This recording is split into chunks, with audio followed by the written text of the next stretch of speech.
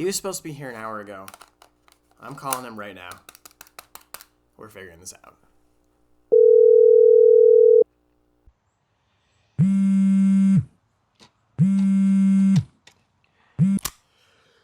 Hello? Hey, man. Where are you? We were supposed to start recording an hour ago for this video. Oh, yeah, I guess I forgot about that. I think I'm in misery right now. I'm not really sure. Okay, wait. Are you in Misery or are you in Missouri? Yeah, no, like misery, like the state. Okay, yeah, no, see, I know you think you're clearing things up, but that doesn't clear things up because you could be in the state Missouri or you could be in a state of misery. So, like, which one is it? Yeah, I'm at a payphone in misery. Does that help at all? Okay, you're impossible. I'm just gonna do the video on my own at this point, man. I can't keep waiting. Yeah, okay.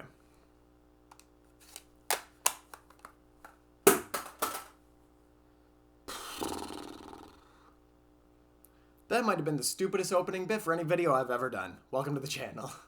Maroon 5. One of the most popular bands on earth apparently, but I have trouble figuring out why that is exactly. Since the band's creation over 20 years ago, Maroon 5 have sold out arenas and headlined festivals like it was nothing, an amount of success that has always puzzled me. See, Maroon 5 to me is one of those bands, kind of like Imagine Dragons, that just pumps out sloppy, bland pop radio music. And while I don't think I've ever heard their name explicitly mentioned in the discussion of who's the worst band of all time, I don't ever hear that many positive things about them, and I can't say I've ever met someone whose favorite band of all time is Maroon 5. That's just sort of a hard picture for me to image. Either way, Maroon 5 is never a band that I've ever considered documenting in this series, because they just really do not interest me whatsoever. But after my community helped raise over $3,000 for charity, I figured the least I could do to thank them was to let them choose the next artist we were reviewing. Now, I thought they would have a little bit of grace and kind of go with a similar vein of artists that we've been exploring. I thought we'd be listening to, like, I don't know, Linkin Park or Hot Mulligan or Bring Me the Horizon or something. But apparently I don't know my community that well. Apparently my community hates me. Today we are going to be exploring the entire catalog of Maroon 5's music against my better judgment to see if they are just as bad as I think, or if maybe I'm being a little biased based on a few bad apples. So sit back, relax, and enjoy, because I listen to every single Maroon 5 album, so you don't have to.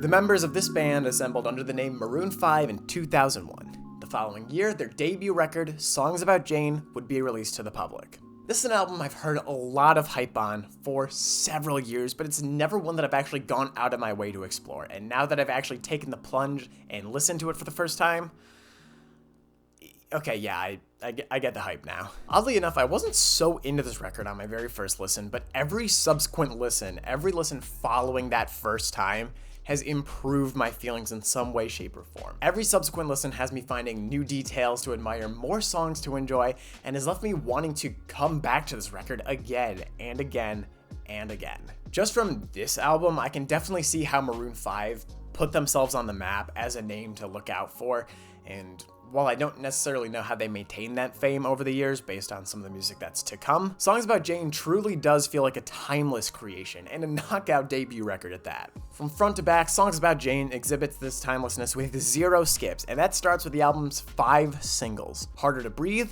This Love, She Will Be Loved, Sunday Morning, and Must Get Out. Now, across these 5 songs, there are literally billions of streams, but the song I want to focus on hasn't crossed the billion mark, and that would be the lead single, Harder to Breathe. This is the first song the band put out as Maroon 5, and they really made a solid choice for a lead single. If you're like me, and you're mostly familiar with the band's modern sound, Harder to Breathe is going to be a gut punch right out of the gate. It's rhythmic, it's exciting, it's got a wide range of dynamics to accentuate certain moments, and oh my god, the guitar on this song, get out of here, man. It's so good. Harder to Breathe immediately became a part of my rotation after listening to it, and rightly so. I'm still listening to this album pretty consistently every day.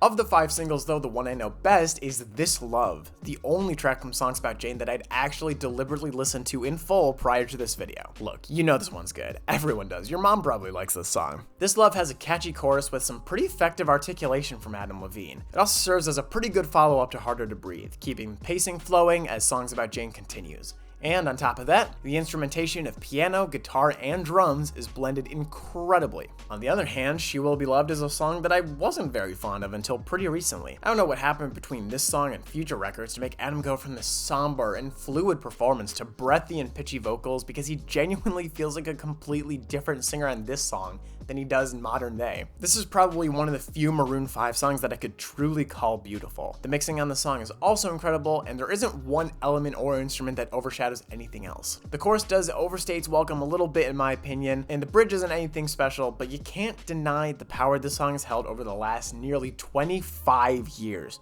When a song's got over 1 billion streams, there's usually a good reason for that. Unless you're like Dance Monkey, or like Morgan Wallen. How did that happen? Another single that shocked me in a pretty positive way was Must Get Out, a song that I'd never heard before this video. What a knockout vocal performance from Adam on this song. He nails all these high notes, has great flow, and expertly uses dynamic changes. All of these aspects contribute to Must Get Out's excellent pacing, something that stays consistent for the entire song. Once again, I'm left puzzled as to how Adam's voice can sound so polished and natural on this record and so artificial later on, but we'll talk about that later, I guess. For now, let's move on from the singles for a moment and talk about 2 other standout tracks, starting with Shiver. If I only had one word to describe Shiver, it would be authentic. So much of Maroon 5's new music sounds watered down by electronic influences and artificial instruments to me, and Shiver feels like the exact opposite of that, where musicianship is not only encouraged, it is executed masterfully. The guitar riffs on the song feel so electric and complicated compared to whatever the band is doing these days. It feels so fresh listening to this now, knowing what comes later. Through With You occupies the second half of the record, and am I weird for saying it gives off sort of like Linkin Park vibes at the beginning? In the intro, these dynamics swell on the opening guitar. It feels like something right off of Hybrid Theory, right up until Adam starts singing. Beyond the instrumentation and dynamic control, however, Through With You is a song where Adam gets to shine, featuring a rapid-fire flow, somewhat aggressive lyrics, and an emotional delivery of those lyrics. Right from my first listen to this album, I knew that this was a song that I enjoyed, and it's one that I've gone back to pretty frequently. Now, in terms of songs I'm not so fond of, there's really only one, and I think my critiques are pretty nitpicky, and I also want to say that it's not a skip at all. It's just like, I kind of wanted to find something negative to say about the album. It's Sunday Morning. That's a nuclear hot take, I know, but hear me out. Sunday Morning just feels like a million other songs I've heard before. In reality, though, there are probably a million songs that are trying to mimic Sunday Morning and its style, and that's what's making me sick of it. Either way, I feel obligated to have at least one harsher critique for this album, and Sunday Morning unfortunately falls on that sword today. All things considered, Songs About Jane is an incredibly solid record. There isn't really another way I can say it. This album was a pleasant surprise in more ways than one. For one thing, well, like I said, this album is just really good. But for another, this album really helped me dissolve some of my biases and preconceived notions about this video and about Maroon 5. I was going in with a pretty negative attitude, I would say, just from not being a big fan of Maroon 5. And Songs About Jane proved to me that this band has talent and this band has the potential to put out other music that I can actually enjoy. So speaking of that, let's move on to some other music.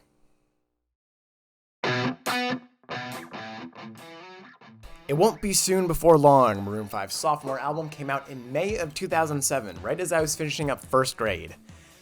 And unfortunately, it's safe to say that this is a pretty sizable step down from Songs About Jane. Now that sounds dramatic, so let me clarify for a moment, because this is far from their worst work. Believe me, we'll get to their absolute worst later, trust me. The difference in quality between these 2 albums, though, is pretty stark. Stylistically, It Won't Be Soon is fine, but you can definitely see the band starting to lean more into that pop-driven route, something that I'm not overwhelmingly fond of, but I'm sure others don't mind. Again, this is just my opinion. That being said, the radio pop-driven influences aren't so overbearing that the entire album is miserable. There's definitely stronger influence of that sound, but it's not distracting, and it doesn't clash with the rest of the album or take away from any other styles that they're trying to emulate here. The big problem I have, the big overwhelming issue, is this album's mix. On Songs About Jane, Adam's vocals are something of a high point, But on It Won't Be Soon Before Long, he really gets drowned out by whatever instrument or backing track there is.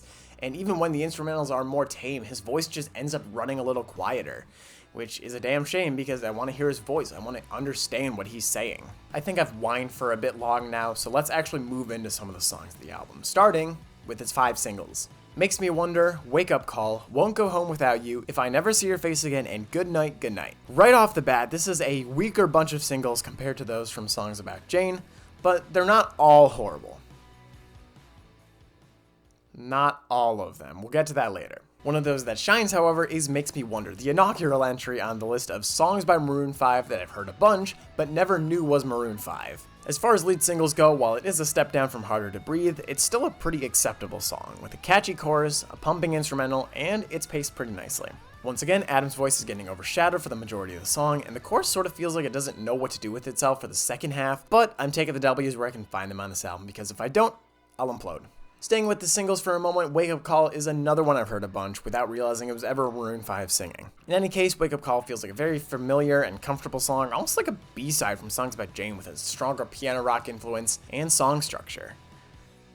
Yeah, I guess that's all I've got to say about Wake Up Call. It's fine. Let's move on from the singles for a moment though, and let's talk about Can't Stop, a song that blew me away at my very first listen, at least by this album's standards. This is what I'd call the first really fast Maroon 5 song we've gotten, and they do pretty well with it. Yes, the vocals are mostly uninteresting and unbalanced, and it's a little short for my taste, but the band makes up for it with what I consider a pretty exciting instrumental with grimy guitars and aggressive drums.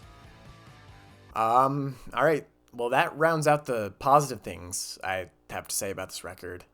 You might have noticed that it was pretty brief, to which I would agree. Let's move on to some low points, starting with the song If I Never See Your Face Again, the opening track of It Won't Be Soon Before Long. While it's not horrible, this song is a pretty hefty step down from Harder to Breathe. The instrumental on this track is cool, but again, it really does overshadow Adam's vocals, as well as these harmonized find yous, which I really wish were a lot more prominent in this song. Pacing on the song also feels a bit awkward.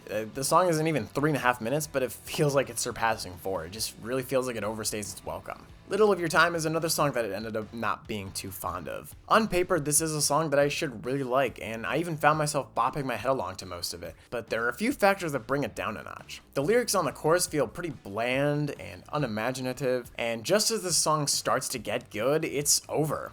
Little of Your Time feels like more of an afterthought than anything, tacked onto the album just to put it from 11 songs to 12. If I turn my brain off, Little of Your Time is perfectly acceptable, and that's about the nicest thing I have to say about it. And finally, if I have a least favorite track across this entire album, it has got to be Good Night, Good Night. Now, I don't know whose choice it was to make this song a single because it's a bit of a snooze fest for me, but I personally think whoever made that decision should be tarred and feathered in Town Square. I don't know. Do you guys think I'm overreacting a bit? Either way, Adam's vocals once again do nothing to impress me, even if they're balanced a bit better on this track than the rest of the album. On top of that, the instrumental just bores me, and I know that's pretty unconstructive to say, but honestly, I don't care. I listen to music because I want to feel, and Good Night makes me feel nothing. Well, on the bright side, that dumpster fire is over. I don't have to ever listen to that album again. When I was reviewing my notes to make this script, and I went back to this album, I found that my notes were a lot kinder than they are now, and honestly I don't know what I saw in this album. Maybe it was just because this was the second one I had listened to. Coming back to it, it's just so overwhelming. It's such a steep drop off from anything on Songs About Jane. I think something that also really brings this lack of quality into perspective is that this album took 5 years to produce. At least there were 5 years between Songs About Jane coming out and this one, which, like, I'm not going to pretend I know anything about songwriting or music production or mixing or anything like that, but like it took you 5 years and this was the best you could come up with? It Won't Be Soon Before Long is at best underwhelming and at worst obnoxious. This is not an album I really ever want to come back to. And that might be a trend for this video, so no spoilers yet, but you know, let's get our expectations in check. Maroon 5's third album, Hands All Over, was released in September of 2010. And you know those like AI generated images where it's like there's a bunch of extra limbs where there shouldn't be, and like every hand is like 11 fingers? That's what this album cover reminds me of, except it was made by an actual artist with an actual soul. Also, this album is like marginally better than the last one. Stylistically speaking, Hands All Over sees the band pushing further and further away from that rock sound they started with on Songs About Jane. And again, I'm sure for many, this isn't a problem. But for me, this just gets the band sounding even more bland and boring, and the sound that they're going for just really isn't for me. Because of this, I end up finding most of Hands All Over to be quite forgettable, and finding anything constructive to say in the first place has been incredibly difficult, at least for this record. But obviously I did it, so I'm gonna do my best here to just kind of stay, level-headed. Like I said though, Hands All Over is a step up from It Won't Be Soon Before Long. Even if it's the smallest, marginal, microscopic step up, it is still a step up. Hands All Over is by far the better produced record. The mix is right. Adam's voice feels really confident and clear. You can actually hear what he's saying. And even if I prefer the sounds and styles of It Won't Be Soon, I can at least appreciate that I can actually get a good mix on Hands All Over, or at least an acceptable one. All of these steps up are evidenced by Hands All Over's 4 singles: Misery, Give a Little More, Never Gonna Leave This Bed, and Moves Like Jagger. 4 decent picks to be fair, but one of these songs sticks out like a sore thumb. And I'm sure at this point you are all very sick of hearing it. Moves Like Jagger is a song that I've mostly found to be overplayed and annoying, and I'm sure that many of you feel the same. Now that I'm listening to it after a few years of not hearing it though, well, it's not as bad as I remember, and I can definitely see why it would be made a single. If it weren't for that dang whistle, I think the song would definitely be something I'd go out of my way for a bit more, but that's just me. It's also hard to believe that this wasn't a lead single, but I think it's also way easier for us to say that now that we know how big it is.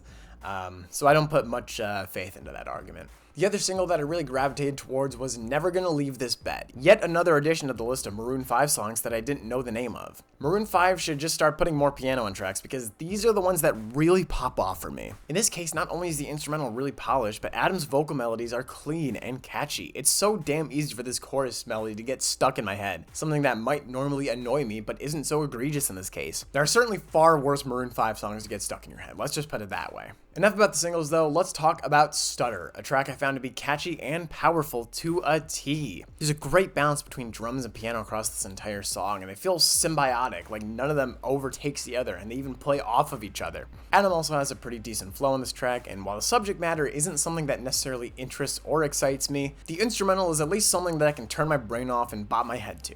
So, for Maroon 5, that's enough for me.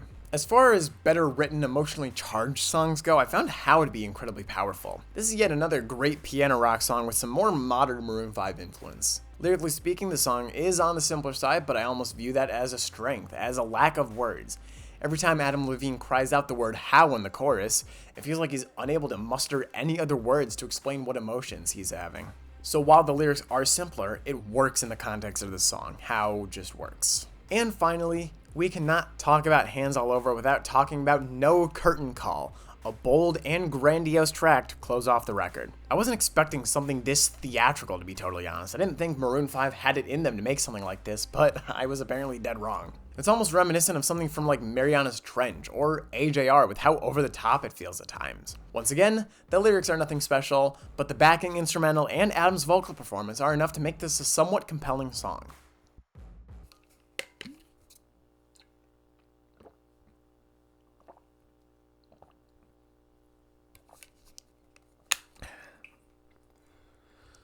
Alright, let's talk about the stinky poo-poo songs now, starting with Misery, a song that I feel like I've just heard far too much in my lifetime. It's just fine, it doesn't really feel worthy of single status or like a good song to start off the album. At the end of the day, I don't even know what track from this album I would replace it with to start off the album, so maybe that criticism doesn't really have a lot of merit to it. Like I said, I also find it to be a really hilarious opening track to start the album with, but I think I'm just brain rotted by the I am in misery meme at this point.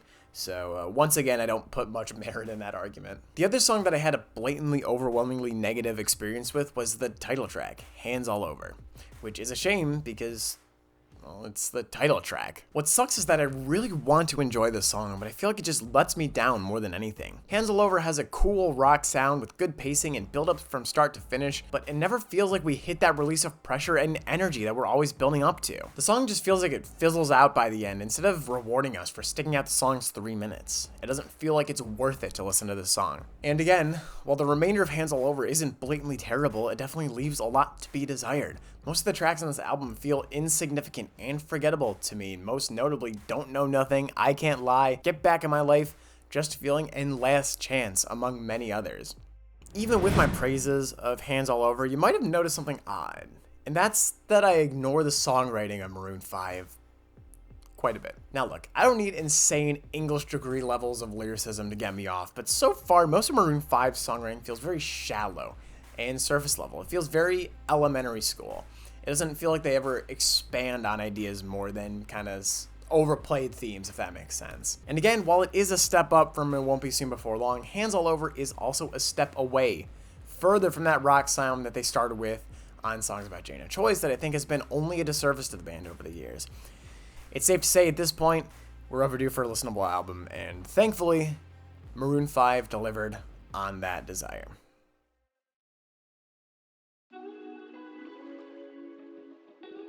Overexposed, the fourth album from Maroon 5, released in June of 2012. And let me tell you, this album is a banger. For context, this is the only Maroon 5 album that I've listened to in full before this video. This is an album that my brother is crazy about and one that he put me onto 4 years ago. And he was right. I had a really good experience with it. And then I didn't ever listen to it again. So this listen for this video was basically yet another first listen. Thankfully, my second first listen was just as pleasant as my first listen, and at least I assume it was. I don't really remember much from that. Overexposed ends up being a polished and exciting record from start to finish. If you ask me, this is their most consistent and cohesive piece of work since Songs About Jane 10 years prior to that. Now, I know I've been a little bitchy about the genres that Maroon 5 is going for and the styles that they're trying to create, but Overexposed features what I'd consider their best blending of pop and rock. Yes, certain songs feel catered for radio success, but there's also a prominent splash of rock to distinguish this album from the rest of their catalog, anything that they would do before or after it. While Overexposed is a strong album though, I think it's got a sort of awkward choice of singles. Payphone, One More Night, Love Somebody, and Daylight are the aforementioned singles, creating a very inconsistent collection of songs to promote the album. Now, everyone and their mom knows that Payphone is solid, and we'll touch on that later, but beyond that, what do we have? Daylight, okay, it's definitely not as good as Payphone, but it's still an alright song. But One More Night, Love Somebody, two of the album's most repetitive and obnoxious songs, we chose those as singles? I'll complain more about those later. But for now, let's talk about the poster child of Overexposed, that being Payphone. And yeah, everyone knows that this is a pretty good track. It definitely does feel like a song manufactured for viral radio success, but I think it's pretty easy to look past that notion. This is a song with great flow, pacing, mixing, and a pretty tasteful feature, something that I'll come to critique Maroon 5 for later in this video multiple times. If I have any complaint, some of the swearing in the song feels really unnatural and forced, but that's more of a nitpicky complaint than anything substantial. Whereas Payphone is a pretty exciting song, Daylight is one that I find more acceptable. It's not blowing me away, but it also holds my interest for the entire length of the song. The lyrics on this track aren't anything special yet again, but Daylight thrives on a catchy melody and good pacing from start to finish, and features a bridge that I actually really enjoy. I might not listen to it all that frequently after this video is done, but Daylight has been a high point while making the video. Enough of the singles, let's talk about another song that I really like from Overexposed, that being Lucky Strike. Pacing and tempo are the name of the game with Lucky Strike. Once again, Maroon 5 shows that they can knock a fast, energetic song out of the park. This is not only a good Maroon 5 song, but a song that I genuinely listen to again outside of listening for this video, and let me tell you, I have been listening to this song a lot. The Man Who Never Lied was another high point of the record for me, albeit an unexpected one. While I find the majority of the song kind of unremarkable, I would be remiss if I didn't mention this melody in the chorus. Adam makes it sound silky smooth, and with a halftime drum feel moving into the chorus, The Man Who Never Lied is a fluid and exciting song with amazing amazing pacing. Wasted Years, on the other hand, is yet another song that feels like it could have been a B-side off of Songs About Jane, at least to some extent. These horn interjections really remind me of something like Sunday Morning, and once again, the lyrics are not anything to write home about, but the style Maroon 5 is emulating on the song is just so damn cool, I had to mention it. If any song on Overexposed caught me off guard in a positive way though, it was definitely Doin' Dirt. While the subject matter of the song feels incredibly shallow and sort of annoying, the instrumental itself is something else entirely, with these insane synths reminiscent of something from the 80s. Stylistically, this song is such a cool and creative choice to include on the album. Alright, time for the songs that I was not so fond of. While there are a handful and that might seem a lot, Overexposed does lean on the longer side, so this is to be expected. Take that all with a grain of salt. We're going to start with the one that I foreshadowed earlier, that being One More Night. So far, Maroon 5 is like 1 for 4 with good opening tracks, and One More Night is continuing that losing ratio, probably my least favorite yet. While Adam's vocals aren't necessarily bad on this track, I also don't find them all that impressive as I've been led to expect from him. If anything, these vocal melodies are really bland and annoying, especially the ooh, ooh, ooh, ooh, ooh, ooh. Annoying is sadly the only word that I can use for this song, an emotion you probably don't want to be delivering on your album's very first song, not to mention a single. Tickets was another weird track for me due to its lyrics and songwriting. It's safe to say I now understand why Adam Levine's infidelity DMs look the way they do, because he might as well have copy-pasted the lyrics to the song. Tickets has this really petty and childish tone for a song, which is normally not a bad thing, but for a song written by a guy over the age of 30, it feels like more of a naggy playground taunt than anything. It's just childish. And no matter how much I wanted Overexposed to end on a positive note, they fumbled at the finish line, because Let's Stay Together is a very awkward closing track. On paper, it's fine because I think the lyrics are really moving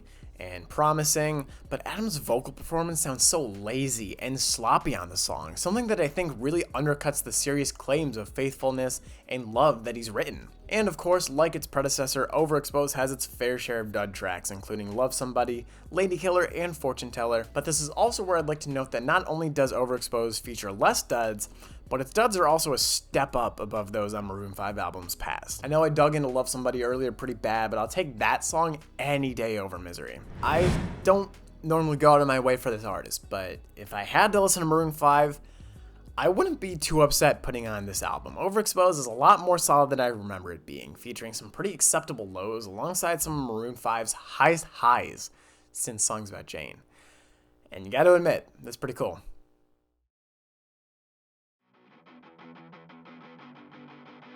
5, album number 5 from Maroon 5, released in August of 2014.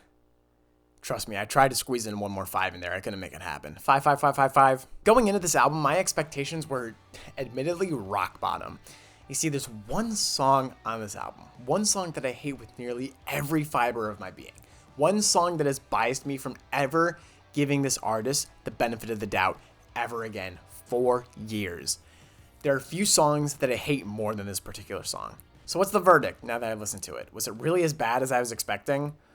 No, not quite. I almost wonder if I set my expectations too low, and now that I haven't been given a rock bottom record as I was expecting, I perceive it as being a lot better. One thing that's incredibly clear on this record is that the band's evolution and stylistic changes are becoming a lot more apparent. Put this album right next to Songs About Jane, and you'd think you were listening to two completely different artists, and you could say that for pretty much either of the last 2 or 3 albums, but it feels most clear with 5. It feels the most distinctly different. On the negative side of things, I think this is where Adam Levine's voice really starts to slip, and where they really start piling on effects to make it sound all fake and artificial. And I know that's like a really nitpicky thing to critique on, seeing as basically everyone in the industry uses tools like this to make their voices sound better, but some of the vocal filters on 5 feel overwhelmingly distracting, which we will talk about later, trust me. Thankfully, there's a little bit of grace because we've got a somewhat decent collection of singles, those being Maps, Animals, Sugar, This Summer, and Feelings. To me, Maps is the track that stands out of these 5, a breath of fresh air to finally break the curse of terrible opening tracks on Maroon 5 albums. Even then, it's just okay as an opener, but compared to the last 3, it feels like Grammy-winning material. To me, Maps works better as a standalone song. While its chorus does feel a bit sloppy once it gets to the second half, the first half is good enough to keep me hooked for the entire song. And while I don't frequently cue up Sugar, I'll admit that it is a guilty pleasure song of mine. Hell, I don't even really feel that guilty. I just like this song. Of any modern Maroon 5 track, this definitely feels like one of the most agreeable, and while it's definitely a product of its time to an extent, it also feels like a song that you can't help but sing and dance along to. Maroon 5's simpler lyricism also works pretty well in this track. Sugar is not a song that needs complex metaphors and themes, trust me. We'll talk about some of these other singles later, but for now, let's talk about Unkiss Me. Unkiss Me is a far more mature take on what Ticket started, focusing on the raw emotionality of a heartbreak over carnal desires and petty revenge. This song feels poignant, retrospective, and powerful, and I don't have that much else to say about it. It Was Always You was another nice surprise. I can't say I was really expecting to get groovy on a Maroon 5 album, but here we are. The drums sound fake as hell, but the guitar and the bass are kind of doing it for me. I'm not sure how often I'd return to this track, but for now, I'm really enjoying it. So it's time for the slop fest, it's time for the bad songs. Let's start with This Summer, a song that's so bland and watered down that I just assumed it was by the Chainsmokers, but apparently it's Maroon 5. At this point, I kind of wish it was a Chainsmokers song because then I wouldn't be listening to it in this video. I legitimately don't have any kind or constructive things to say about This Summer. I just really do not like this song. Now, we know that might have sounded pretty unfair and vicious, but that's not even the song that I mentioned earlier that I despise so much. No, my friend. That honor falls to Animals. Not only my least favorite Maroon 5 song of all time, but one of my least favorite songs in general. Besides the obnoxious chorus melody and the boring verses, Animals feels like such a creepy and predatory song to me. Would it work as an opening for a new season of Sword Art Online? Maybe. Does it work as a song that gets major radio play? Absolutely not. I will never be able to fathom how this song got as big as it is. Well, if I only had one word to describe 5, it would be, overwhelming. And if I had a second, it would be inconsistent. But that being said, I think it's on the better side of the band's discography. I definitely find myself missing the rock sound that they originate with, but if I'm going to listen to anything else by them, chances are it's going to be 5. But this point in their history is where shit kind of hits the fan, if you ask me. All right, let's put a quick pause on things around the halfway mark for an ad. But I'm not asking to buy something, I'm asking for feedback on a video idea. So over the last few months, I've obviously been developing this I Listen to Blank, So You Don't Have To series, where I listen to an entire artist's discography, but I kind of want to try something new, and I kind of want to start exploring more genres. So you're going to help me pick what works in this formula. So the idea is I listen to 7 X albums, so you don't have to, where X is a genre. So we'll take one genre, listen to a bunch of different artists, compose our thoughts at the end of it. And I've got a few ideas of kind of what I want to explore, like I think post-hardcore, metalcore, maybe like boy band. There's a bunch of genres that interest me in that video idea, but I want to know what you think too. So get your ideas down in the comments for me, and let me know what you think about this idea, and how we can bring it to life. But yeah, let me know what you think. Let me know what genres I should start reviewing for videos. All right, let's get back to Maroon 5 now. In November of 2017, Red Pill Blues, the 6th album from Maroon 5, was released. And this album kinda blows. I know it's so unconstructed for me to say, yeah, it's just blander than the last one, but I don't know what else to add. And to be fair, again, this pop radio style of music that they are going for is just not normally something I find myself seeking out, so maybe Maroon 5 just isn't for me. But it's, oh my god, okay, let's just keep going. Like every album before it, Red Pill Blues does have its high points, but those high points barely match those of its predecessors. Across the board, songwriting is far sloppier, production feels way more bland, and Adam feels held down by auto-tune, at least to me. Disappointing is the first word that comes to mind whenever I queued up this album. Disappointing is also the word that comes to mind when I think of the album's 5 singles. Don't Want to Know, Cold, What Lovers Do, Wait, and Girls Like You. To a pilgrim, these collection of words would have no association with one another, but to me, this is a haunting list. Let's start with a good song? What Lovers Do. I use the word good very carefully here because while it is a high point on Red Pill Blues, it sort of pales in comparison to literally every other high point or single in Maroon 5's career. The melody in the chorus is kind of catchy, and I do like me a good SZA feature, but other than that, What Lovers Do is nothing to write home about. Now remember, This is a high point of the album. This is what's good on the album. Girls Like You is pretty much in the same boat as What Lovers Do for me. It just doesn't really feel like a traditional Maroon 5 high point. It's just okay. I'm not a crazy fan of Cardi B's, but her feature at least adds something new and fresh to the song, and I have to take whatever W I can get at this point, so go Cardi go. If there's any single that actually surprised me for the better, however, that actually kind of kept me on my toes, it would be Wait. Even with Adam's altered vocals, he has a pretty good flow to keep the song moving, and when you pair that with a generic trap beat, Wait is a sort of acceptable song, akin to something like Whatever It Takes by Imagine Dragons. It's not doing anything insane, it's just good. Moving away from the singles for a moment though, let's talk about Help Me Out. Now going into this video, I did not have a favorite Maroon 5 song. I just didn't have one that I gravitated to more than the others that I knew. And after hearing this song, yeah, this is it. This is by far my favorite song that I've listened to in the entire video. I've genuinely been listening to the song on repeat for the last few days, and for good reason. Seeing Julia Michaels feature on a track was pretty exciting going into this song, even if I only know her from Like to Be You by Shawn Mendes. Either way, her presence helps to establish a really strong back and forth between herself and Adam, and it keeps the song flowing from start to finish. If you haven't listened to this song, I heavily recommend you giving it a shot, even though it's on this terrible album. And finally, Red Pill Blues actually kind of closes out on a good note with Closure.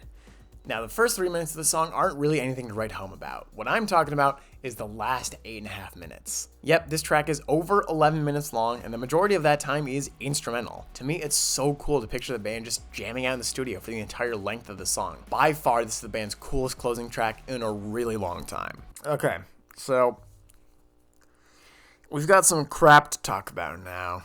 So let's start with Don't Wanna Know.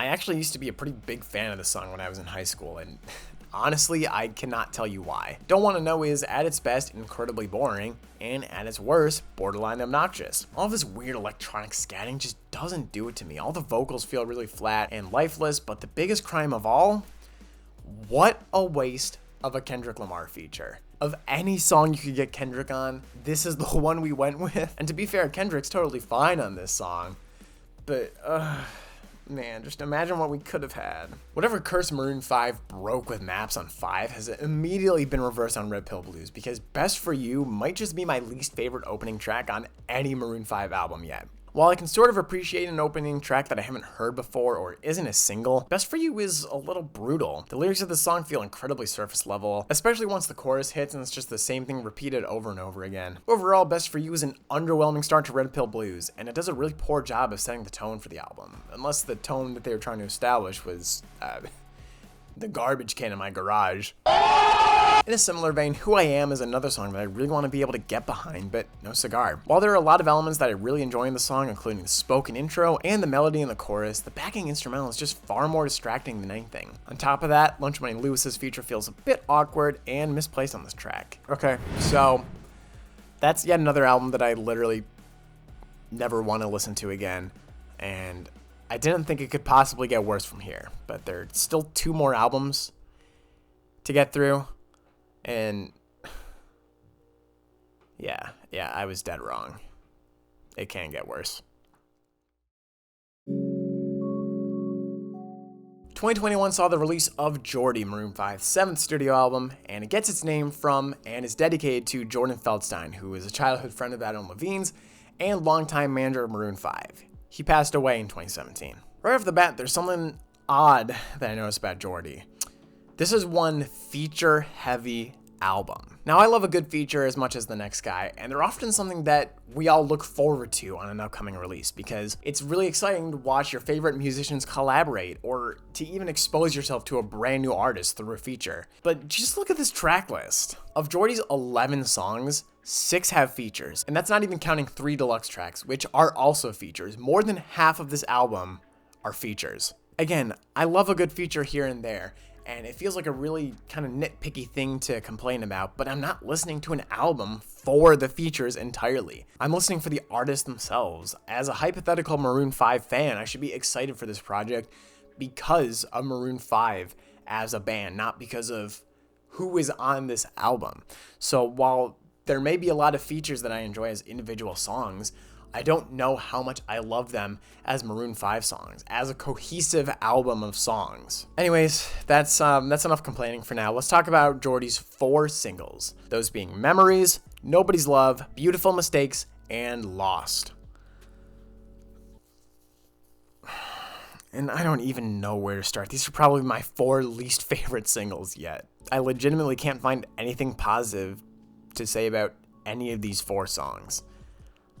So I guess we move on to something else then. I don't know. This is a first for me. I've always got something to say about the singles. Wow. Yeah, no, this is crazy. This is a first time for me. I guess we'll talk about a relative high point of JORDI, that being Echo. While I don't really love the repetition on the song, I won't deny that it makes sense for calling the song Echo. Flow and lyricism aside, Echo is a pretty interesting instrumental and a Black Bear feature, something that was a pleasant surprise to me. It's definitely far from my favorite Black Bear feature, and it almost feels a little too brief, but at this point, I'm just happy to hear his voice. It's not too bad. Remedy is another song that I found to be pretty interesting. While I don't love some of the vocal effects, and I feel like the song is a little short, I do love the Stevie Nicks feature. This isn't your traditional feature where the singers go back and forth verse for verse though. Both Adam and Stevie are singing together for the majority of the song, and I feel like that does something a little different with this feature, something that I like a lot. Okay, so that was a lightning fast list of positive songs. So I guess we'll talk about some bad songs, starting with Lost. This is never a song I've seeked out myself, but it is one I've heard extensively. Back when this album came out, I was using the free version of Spotify, meaning that I was subjected to countless ads during my listening experience. During this record cycle, Maroon 5 shamelessly promoted this song on Spotify ads, and I don't know why. I know why. Obviously, money and streams, but why this song in particular? Beyond the incredibly bland and repetitive lyricism of the chorus, Lost feels like it's building up pressure to some big release, but that buildup never amounts to anything. It again just fizzles out, just like Hands All Over. Auto-Tune Levine makes his return for Seasons, a confusing song with a trap beat where Adam gets his rap on. His flow isn't necessarily bad, but the effects on his voice just aren't working for me. The beat is cool, I guess, but it feels like just any other generic trap beat I've ever heard. Seasons does nothing huge to impress me, and that's a shame. And of course, we cannot talk about JORDI without talking about Memories, a song that apparently has been streamed over 2 billion times. Why, you may ask? I don't know. Now, to be fair, I think a lot of my distaste for this song is a matter of overplayedness more than anything, but it's a bit unfathomable that this song has over 2 billion streams, unironically. Memories just feels like a song that was very lazily thrown together, kind of like Let's Stay Together. As a closer to the album, I guess it works. If you're dedicating the album to the person this song is about, I think it makes sense to close the album with this song, even if it's not a very good song. Okay. JORDI's done. I'm really tired. Once again, most of this album kind of ends up falling into snooze fest territory for me. And with the sheer number of features, not every one is going to be a guaranteed banger. And I guess that's okay, but it would be cool if they actually put good songs on their album instead of the bad songs, especially if you're dedicating it to, your lifelong friend. But that's just me. We've got one more, so let's cook through this real fast. Just last week, Maroon 5 put out their 8th and most recent studio album, Love Is Like, and if you're watching this in the future, that's August of 2025. Given how the rest of this video has been turning out, you're probably not shocked to learn that I was not very excited for this album. I didn't keep up with the singles or anything, I just dove in headfirst yesterday when it first came out. And I wish I could go back. My expectations weren't rock bottom, to be totally honest. I was fully believing that Maroon 5 could pull out something alright for this album, and apparently I was dead wrong. Clocking in at just shy of half an hour, Love Is Like ends up being Maroon 5's shortest album to date. That doesn't prevent it from overstaying its welcome. Every single listen of Love Is Like feels slow and sluggish, despite its incredibly short length. This is a horribly paced record. With featuring artists like Lil Wayne and Lisa and Sexy Red, I was also expecting a lot more of a distinct shakeup on each of those songs, but my expectations weren't really met on that front either. Yet again, we have a bland amalgamation of pop music with overly modified vocals and surface-level lyricism. I, for one, feel dead inside. Love Is Like has 4 singles, those being Priceless, All Night, California, and Love Is Like. Of these, the first one that really stood out to me was All Night. although I am using the phrase stood out quite loosely here. Within the context of Love Is Like, however, this is a perfectly acceptable track. All Night feels like if Maroon 5 tried their best to make Daft Punk's Get Lucky from scratch and got sort of close. While once again the lyrics are nothing to write home about, I do enjoy the sax on this song, even if they do play it a little safe. California, on the other hand, is a single that I actually ended up liking the most. In fact, I'd actually say that I really enjoyed the song as the album's closing track. Somehow, if Maroon 5 crushes any song on this album, it's the simple and honest acoustic track. Adam's vocals feel real and genuine, and the lone guitars as instrumentation, along with these echoey, distorty sounds, make for quite an interesting track, even if it's over just as it starts to get good. Aside from that, the only other song that I really resonated with in any capacity was Yes I Did, but that is with a big asterisk. Put on the conspiracy theory hat for a second, because I think this song rips off Luther by Kendrick Lamar a little bit. Now, call me crazy, but listen to these two songs back to back, because to me, the flow and the beat sounds nearly identical, just sped up in the case of Maroon 5. And again, maybe I'm the crazy one in thinking that these two songs sound incredibly similar, but right from my first listen, I have not been able to get it out of my head. Other than those aspects, I think Yes I Did is decent for its reserved string section midway through the song, as well as the harmonies it features. While the instrumental itself is good, it does overshadow Adam's voice at times, but at this point, that is just unfortunately something I'm kind of thankful for. Time for the stinkers. Starting with the opening track of the album, Hideaway. Yep, the curse of terrible Maroon 5 openers is back and better than ever before. All things considered, it's not completely atrocious, especially when you compare it to like Best For You, but it's not doing anything that crazy either. Adam's voice feels distinctly off in this track, with whatever filter they've got on him making his voice sound so scratchy. Unfortunately, that in itself is enough to make me never consider listening to this one again. The title track, Love Is Like, is another track that I ended up just not loving. I don't want to say that I can write songs better than Adam Levine can, but Love Is Like makes me think that I'd have a pretty good chance at it. See, here's the thing with this track. The title Love Is Like is open-ended, it's incomplete, it's left open for something else. What I was expecting from this song was something more broad and expansive, not just love is like drugs, and that's it. In the year of our Lord, 2025, the comparison of love to drugs is so overdone and rehashed, and this song contributes to that. The Lil Wayne feature also feels a bit out of place here, but I'll take whatever he's spewing over Adam's vocals and lyrics at this point, so I guess it's not that much of a complaint. And finally, I'm sad to say that Priceless was a miss for me. As far as lead singles go, this one is pretty disappointing. I was honestly expecting something a little more energetic. Lisa's feature was also a bit of a letdown, at least lyrically. Her vocals feel intentional and somewhat confident, if not breathy and airy, but these lyrics that she's either written or has been given just feel so flat and surface level. Alright, so that was rough. In all fairness, again, my expectations were quite low, but they weren't rock bottom. I didn't think that there was a Maroon 5 album that could possibly surpass JORDI or Red Pill Blues, but here we are again. Love Is Like is a truly terrible album, and I don't have any desire to ever explore it again. On the bright side though, that brings this video to a close. We don't have any more albums from Maroon 5 to talk about, so let's get to the part that you have all been waiting for, the ranking.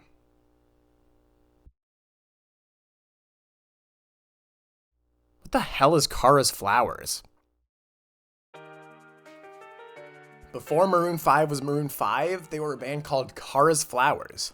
Under this name, their debut album, The Fourth World, was released in August of 1997, making this album nearly 30 years old at this point. This is the last album I listened to for this video, aside from Love Is Like, of course, and I honestly had no clue what to expect from it, and what I encountered was a delightfully charming and unpolished rock album. I think the best way I can describe it is like Queen meets the Ramones meets the Killers. There are classic rock elements, there are punky elements, there are alternative elements, all blended beautifully to form this album, The Fourth World. As is to be expected with a band's first attempt at making music, production is not this album's strong suit, especially noticeable in how most of these songs are mixed. However, what they lack in mix quality, they make up for in musicianship and instrumentation. This album is what I'd call guitar-driven, with multiple flashy solos and catchy riffs driving the entire album forward. The Fourth World contains one lone solo, that being Soap Disco. Soap Disco is a fun and upbeat rock song, once again completely different from anything Maroon 5 has done or will do. Pacing of the song's strong suit, especially with the guitars driving the song forward, and I also love the prompt and quick final note to end off the song. It feels very reminiscent of its time. Myself was another song that I found myself coming back to, almost reminiscent of one of Green Day's slower songs. The drums on the song are something that I really need to give praise for.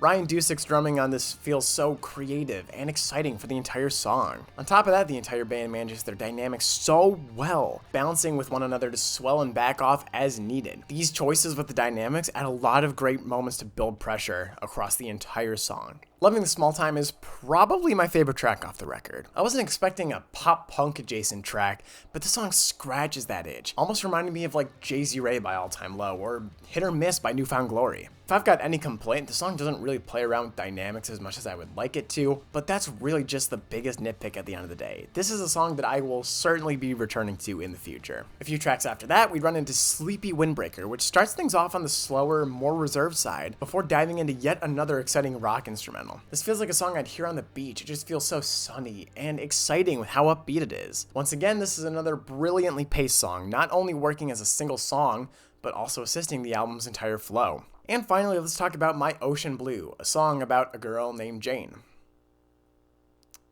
Yeah, it's literally a song about Jane. Either way, My Ocean Blue has some pretty fun vocals from Adam, paired with a pulsing, moving drum beat. I don't have much else to say besides that.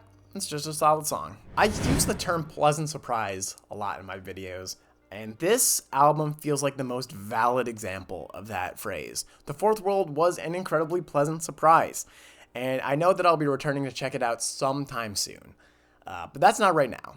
Right now is actually when we're going to rank everything, so let's go do that. As is normally the case, ranking these albums has been incredibly difficult, to say the least, because the majority of these are all on the same level. However, I've painstakingly analyzed each of these albums to a microscopic level, breaking them apart minute by minute, second by second, note by note, to see where each one ends up on the scale. Let's get started. Number 9, Love Is Like. My expectations were practically on the floor, and somehow I was still let down. Bluntly put, I have zero desire to ever return to this album again, save for possibly California, and that's such a big maybe. Number 8, Red Pill Blues. This album ends up basically on the exact same level as Love Is Like for me, just with the addition of Help Me Out and some better pacing. So for that reason, I think the only spot I can put it is number 8. Number 7, JORDI. While it is overwhelmingly bland and boring across the board, I think they do mix it up a bit with the features. As much as I complained about that, there's at least some hint and twinge of different styles from track to track. So it keeps me on my toes for a bit, but overwhelmingly this album is a skip for me. Number 6, It Won't Be Soon Before Long. It's fine. It's okay. If they got the mix on this album right, I think I would definitely rank it a lot higher. But I still don't know if I would choose it before anything in the top 3, even if this album had a good mix. Number 5, Hands All Over. I did say that Hands All Over is like marginally better than It Won't Be Soon Before Long, so I guess this shouldn't really be a surprise. This album is just like a little girthy for me. The songs themselves are mostly fine, but again, it's just kind of forgettable. Number 4, 5. Yes, it's an album that plays things incredibly safe from start to finish, but sometimes you just need a safe project, and 5 is exactly that. You know, except for ow! Number 3, The Fourth World by Cars Flowers. Once I actually get to listen to The Fourth World more than the few times that I have for this video, I can definitely see it squeezing out the number 2 position. Like I said, the only way I can describe this album is as a pleasant surprise. So if you're iffy on Maroon 5, try this record out. You might just find something nice. Number 2, Overexposed. Overexposed is probably what I'd call Maroon 5's most creative album. The band really gets experimental, playing around with a lot of different styles and techniques, and it pays off for them big time. And number 1, Songs About Jane. Yeah, I mean, this is probably everyone's favorite Maroon 5 album, but the way that I knew for certain that it was mine was the desire to keep going back to it throughout the entire production of this video. There's something about this album, man. Songs About Jane is a timeless collection of pop rock songs, and is an album that I would consider a staple of 2000s pop rock. Alright, yeah, well that kind of wraps up the video, so thanks for watching. We'll be back next month at the end of September with another video in this series of I Listen to Blank So You Don't Have To. So get your guesses going for what artist you think it's going to be, and let me know what genres you would like to see me explore in a single video. Just let them roll. Alright, see you later.